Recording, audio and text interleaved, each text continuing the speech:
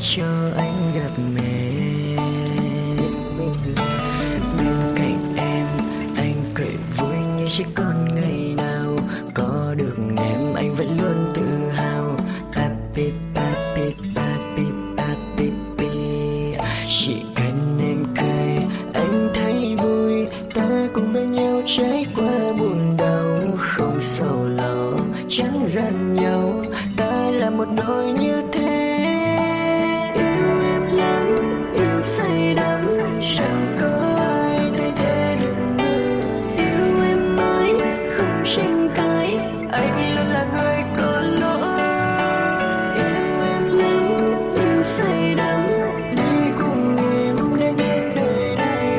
Yêu em mãi không tranh cãi, I love you.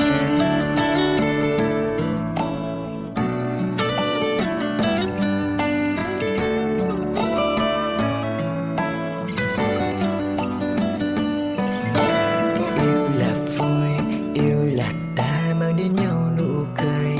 Khi gặp em anh cảm ơn cuộc đời đã cho anh gặp mẹ. Bên cạnh em, anh cười vui như chỉ còn ngày nào. Có được em anh vẫn luôn tự hào. Papi papi papi papi pi.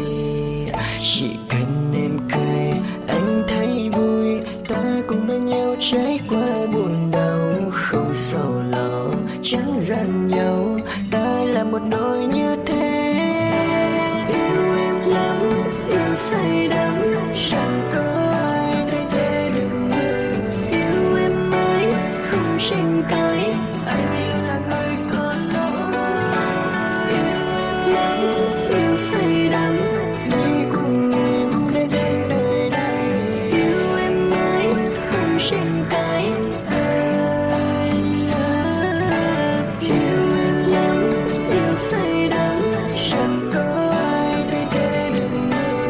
Yêu em mãi không tranh cãi, anh yêu là người có lỗi. Yêu em lắm, yêu say đắm, đi cùng em để đến đời này.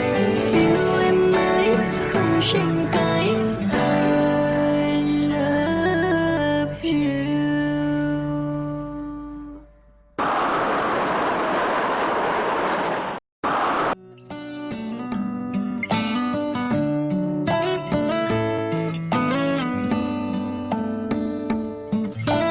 Yêu là vui, yêu là ta mang đến nhau nụ cười.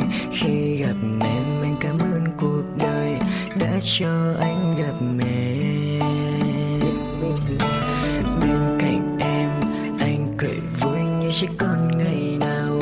Có được em anh vẫn luôn tự hào. Papi papi papi papi pi. Chỉ cần em cười anh thấy vui. Ta cùng bên nhau trải qua buồn đau. Không sầu lo chẳng gian nhau.